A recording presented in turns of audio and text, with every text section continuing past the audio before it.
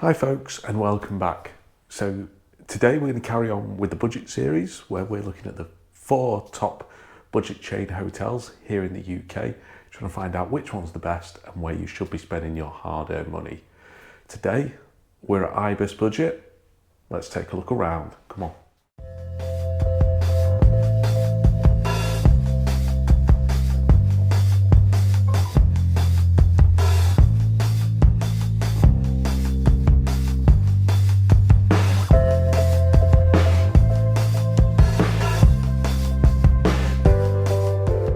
Hi folks and welcome to the room. So before we get started, this is just Ibis Budget's standard 2-person room. Just to begin with, what I will say is Ibis do a few different brands within their hotel arm. This is the budget brand, this is Ibis Budget, so what we've tried to do is keep it in check with the budget series and go for Ibis's budget option. The room itself, it's not bad size. We'll get to the layout in a sec because it is a little bit weird. But you have got a king size bed in the middle of the room, and we'll see how comfortable that is overnight and report back in the morning. Either side, you have got bedside, well, I say bedside tables, they're kind of incorporated with the headboard. There are some power switches underneath one of them.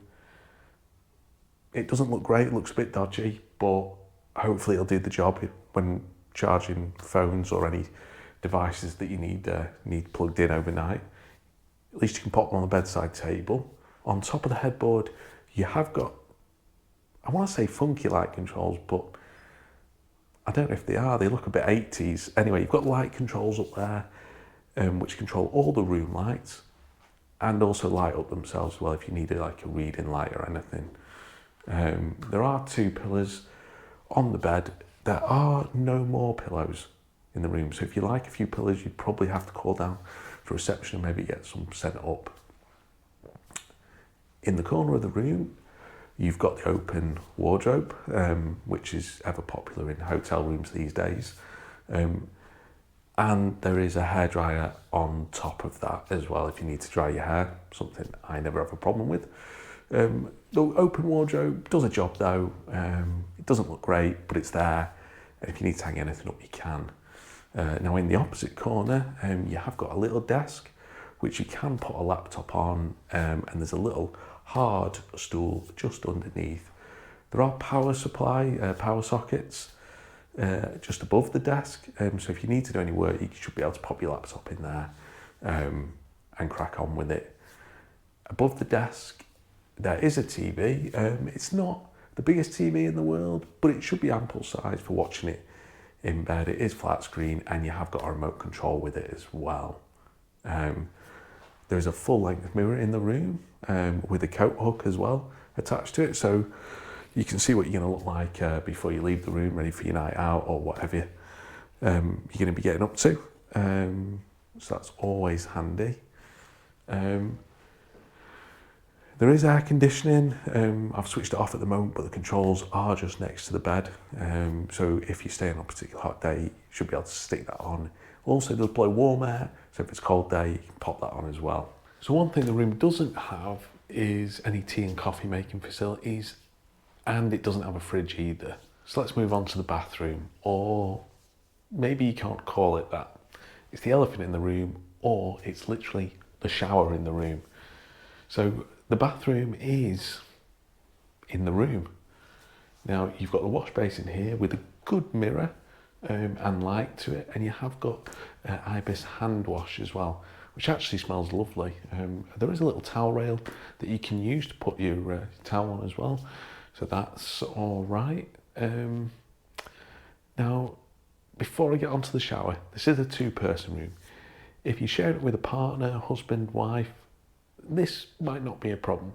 Share it with a friend or a work colleague, then maybe you've got an issue here. So the shower is in the room, and the door is reasonably see-through. It has got frosted glass in the middle, but you're going to be stepping out into the room, so you're going to have to be on good terms with the person you're sharing with. The shower itself looks fine. You know, it hasn't got a rainfall shower, but it looks clean. It's a reasonable size. You have got Ibis shower gel in there as well. And we'll see what the water pressure is like in the morning. There are gaps either side of the door, at the top and the bottom, which could let water into the room, but it's definitely going to let steam into the room. How are you going to find that if you're having a shower at night, or just having a shower and then using the room? That could be a problem. There is a waterproof floor down in this half of the room, and it does make it look really hospitally. I'm not going to lie. It's not a great look. It does look cheap, but they've put it in to do a job because the bathroom's in the room. Now, the only thing that's not technically in the room is the toilet, and that is in the door through there. Now, it is small, and if you sit on the toilet, the door will close on you, and it is quite claustrophobic and cramped in there. There is quite a large gap under the door, so any smells or sounds are easily going to flood out into the room. Once again, that might not be an issue, depending on how well you know the person you're staying with. If you are staying with someone, if you're on your own, all this could be fine. You're still going to have to deal with the steam coming out of the shower, but it could be fine. All in all, you've got a shower, you've got a basin, you've got a toilet. That's great. It is just a very weird setup, and I'm not 100% sure I fully understand it. I get it's safe, space saving, but on first impressions, if I had an option between Travelodge, Premier Inn and Holiday Inn Express, I wouldn't be staying here. I'll tell you that. And if you haven't seen the 3 other videos, I'll pop a link around the screen to them now, and you can check out which one you think is the best budget hotel chain. Maybe you've got an option between 2 or 3 of them at a place you're going, and you just want to check out the room and see what it looks like, and then know where you're spending your hard-earned money and what it's actually going on. I think that's it for the room now, folks. So I'm going to try and get some sleep, folks. In the meantime, I will leave you with a recap of the room, and I'll see you in the morning. Night night.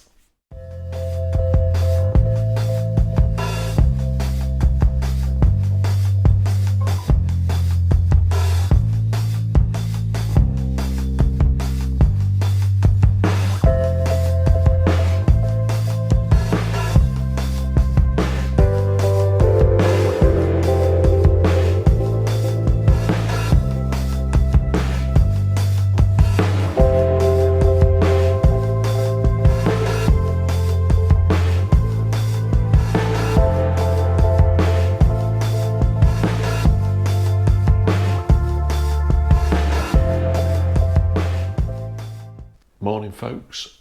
So before I get on to how I slept last night, I have got breakfast included with this room. Now, it was £8.50 extra. I don't believe it has hot food like bacon, sausage, eggs and that. But we're going to head down and we're going to check it out. We're going to see what it's like. So come on, let's go.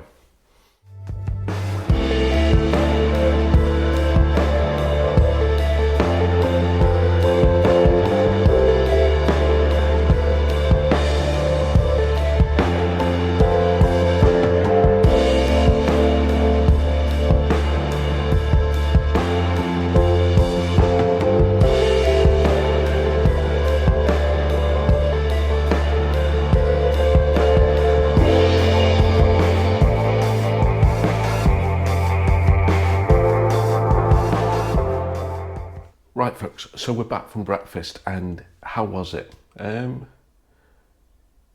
was okay. It wasn't great, but everything they had was nice.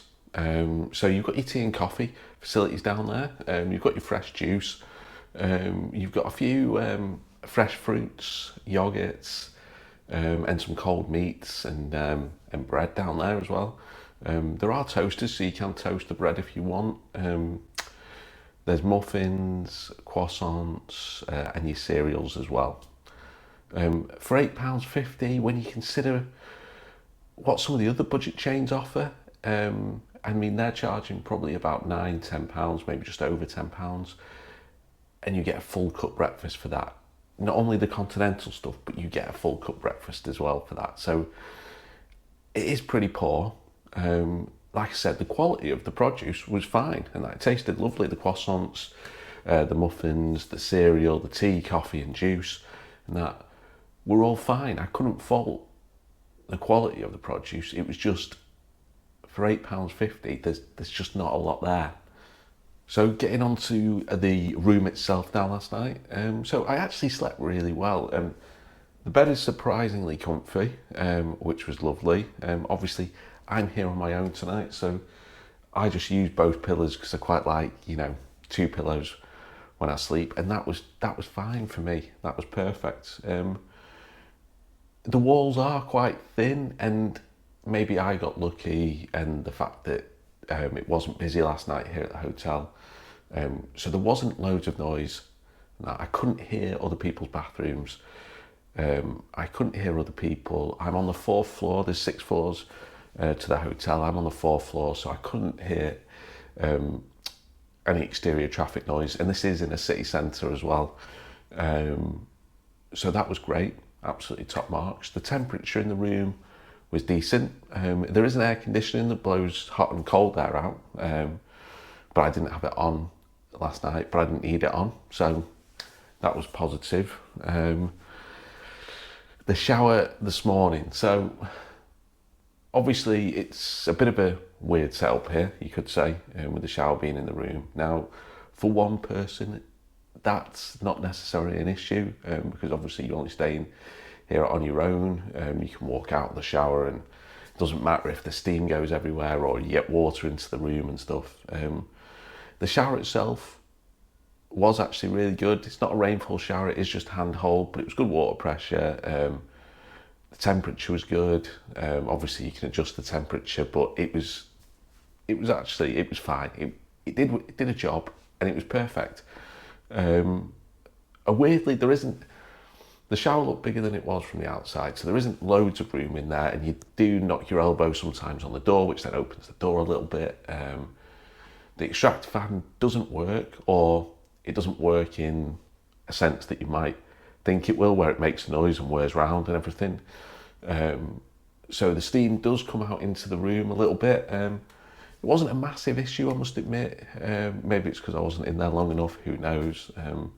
But that was fine. The shower worked. It is just a weird setup with the shower, the basin, and even the toilet. I mean, it's like you're in a cupboard. The door closes behind you, and if you don't stand close enough to the toilet, it does knock you on the back, which isn't great. But all in all, yeah, the shower worked fine. It did a job. Not sure I'd like to stay in here with 2 people, just for the pure privacy factor, maybe. So overall, would I stay at Ibis Budget again? Probably not. Now, it is a chain hotel. You know what you're going to get. They're generic across the board, which is the great fact with these budget chain hotels. When you need a cheap place to stay, you know what you're going to get. I would stay at probably any of the other 3 budget hotels we've covered in the series, over Ibis Budget first. Now, Ibis does have a few other brands to its hotel. It has obviously the budget chain, which we're in. It has the Styles. It has just the Ibis in general that you've probably seen, and a few more as well. It'd be interesting to stay in some of them and see what they're like, because I don't think the price point differs greatly. Hopefully the budget series has been useful to you. If you need to stay in one, or are looking for a cheap place to stay within a certain area, and one of the 4 that we've covered comes up, hopefully you've had a look at the room or on the videos, on the reviews, and thought, actually, you know what, that seems fairly decent for the money, I'll stay there. That's what the series is designed to do, is just to help you out, like with all the reviews on the channel. We're here just to help you out, and hopefully help you make an informed decision about where you might want to stay and where you might want to spend your hard-earned money at the end of the day. Hi folks, as always, please subscribe to the channel. It's free for you to do. Just hit that subscribe button and you then won't miss a video when we release it. Also drop a like on the video as well, and leave a comment if you want to.